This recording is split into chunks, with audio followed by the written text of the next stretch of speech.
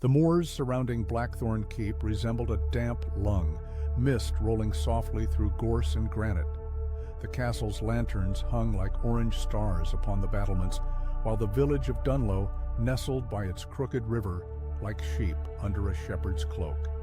Night herons prowled the shallows, and a wolf's distant call echoed, a sound as ancient as hunger.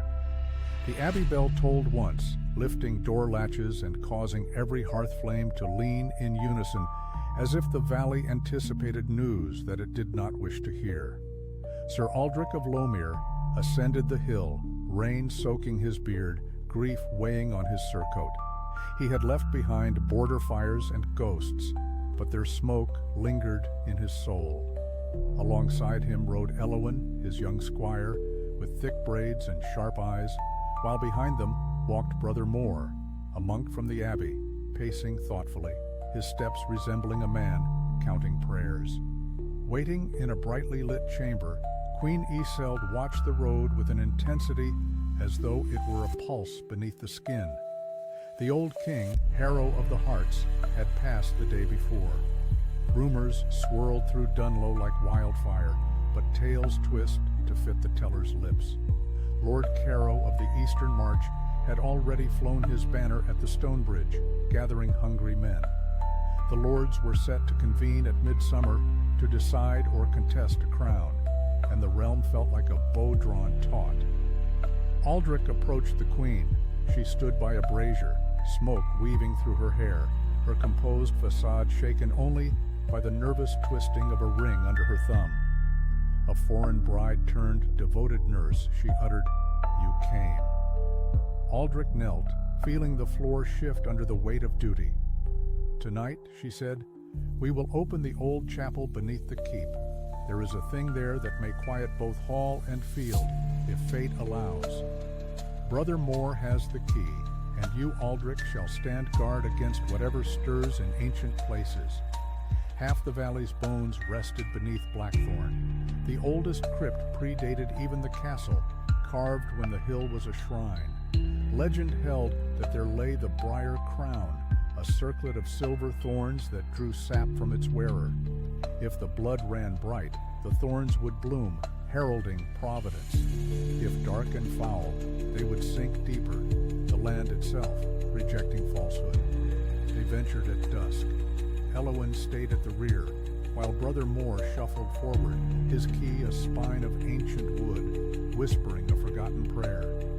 The door creaked open, revealing a frigid yet sweet air, tinged with old wine, iron, and the memory of extinguished candles. Their torchlight illuminated carvings of stags and suns, alongside thorny branches casting inky shadows. The crown rested on a black oak stand, not made but grown into its metal form, its thorns wild and untamed. Maur's eyes sparkled like a scholar in the presence of a great truth. As the queen approached, the iron aroma intensified. "Your grace," Maur murmured.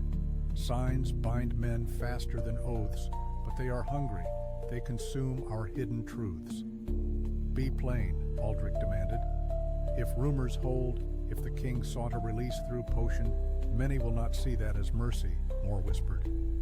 Yseld did not flinch. He asked. "I wept. I gave him sleep," she replied. "If sin dwells within, I have devoured mine." Firelight turned her tear to gold. Just then, shouts resounded from above. Elowen burst in, flushed, and with sword drawn. "Carrow's men at the gate," she hissed. "Carrow comes with a writ sealed in red wax, claiming it's the king's will." A heavy silence settled over the crypt. Aldric turned to Yseld. "We can still close this room," he urged. "We will fight here." "Fight we shall," Yseld affirmed, "but I prefer battling a man's ambition over an empty belly. The lords seek a sign." She lifted the crown. Before anyone could react, the thorns pricked her skin, drawing blood. It flowed steadily, like a river finding its course, and darkened the thorns. Aldric would recount this moment throughout his life. The thorns began to sprout bright green leaves, trembling as if alive. Carrow then crashed in, steel ringing on stone, his men tumbling behind. He was a tall, unsubtle man who looked from Yseld to the crown to Aldric, a hunger gleaming in his eyes. Witchery, he scoffed. Witness, Maur breathed, though his fingers pinched his robe, pale from blood loss. Aldric realized Maur, a man pulled by truth and fear, wavered like a weather vane, neither traitor nor fool. Aldric stepped forward, not as a warrior, but a voice. Lord Carrow, the thorns have listened. They may not sing for the saint, but they bloom for the just. Accept the sign, or bear the guilt of bloodshed in a sacred place. Carrow's sword clashed against Aldric's, the fight chaotic. Aldric slipped, his shoulder taking damage. Carrow's blade grinned like a wolf teasing children. Yet Elowen struck from the shadows, her blade finding a surprise gap in Carrow's armor. Fresh blood soaked the stone carvings. In the silence after, Carrow's gaze fell on the green thorns. Though no believer, he knew the allure of the crowd. Choosing prudence over pride, he knelt stiffly. For the realm, he uttered, as oaths tumbled forth like sheep following a bellwether. The midsummer moot was not a coronation. Yseld called herself Guarantor until a son arrived, though no child yet existed, just the rumor of one, which proved surprisingly resilient. Brother Maur penned letters that were prayers. Some were. Elowen learned to sleep in her boots, while Aldric wore his sling and smile visible to all, concealing his doubts. That week in Dunlow, the abbey bell tolled softly, as if taught to respect its neighbors. Children tucked thornless branches behind their ears. In the crypt, the Briar Crown sat on its black oak, and under moonlight the leaves sometimes appeared, not leaves, but shadows pretending to be. Later, when travelers brought tales and lewd jest, they spoke of a queen whose blood taught iron to bloom, and a knight who lied for truth's sake. Aldric, hearing it in a cold hall, let the tale envelop him.